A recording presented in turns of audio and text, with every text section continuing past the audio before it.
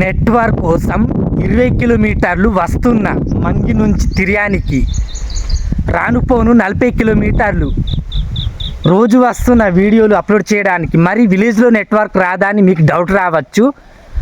విలేజ్లో 3 కిలోమీటర్స్ దూరం వెళ్తే నెట్వర్క్ వస్తుంది, కానీ అక్కడ ఓన్లీ ఫోన్లు మాట్లాడడం కోసం మాత్రమే అక్కడికి వెళ్తాము. వీడియోలు అప్లోడ్ చేయాలంటే ఖచ్చితంగా తిర్యానికి రావాల్సిందే. ఈ తిర్యానికి వస్తే ఇక్కడ వచ్చేది 4G నెట్వర్క్. ఒక ఫుల్ వీడియో అప్లోడ్ కావాలంటే సుమారు 5 గంటలు పడుతుంది. ఇట్లుంది సిచ్యువేషన్. బయట మొత్తం 5G నెట్వర్క్ వస్తే మన తిర్యానిలో 4G నెట్వర్క్ వస్తుంది. చూడండి, ఈరోజు ఈ ఎన్టీఆర్ ప్రాజెక్ట్లో ఉన్నాను. సో మీరు నమ్మినా నమ్మకపోయినా మా విలేజ్లో అమ్మ తోడు నెట్వర్క్ లేదు. నెట్వర్క్ కోసం అయితే 40 కిలోమీటర్లు రోజు ప్రయాణం చేస్తున్నా. ఇట్లుంది నా సిచ్యువేషన్.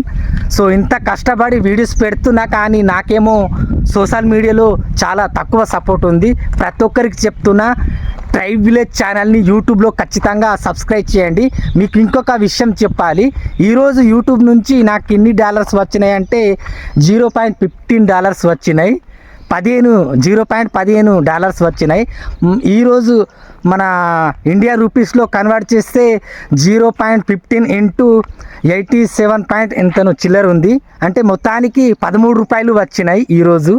అంటే చూడండి, ఒక వీడియో పెట్టడానికి నేను ఇంత దూరం వచ్చిన అంటే రోజు 1 లీటర్ అయిపోతుంది బండిలో. ఆ లీటర్ పెట్రోల్కి పైసలు కావాలి, థంబ్నెయిల్స్కి పైసలు కావాలి. ఇంత ఖర్చు పెట్టి వీడియోస్ పెడితే నాకు వచ్చేది 10 రూపాయలు, 13 రూపాయలు, 20 రూపాయలు. ఇట్లుంది నా సిచ్యువేషన్. అయినా నేను తగ్గుతలేను.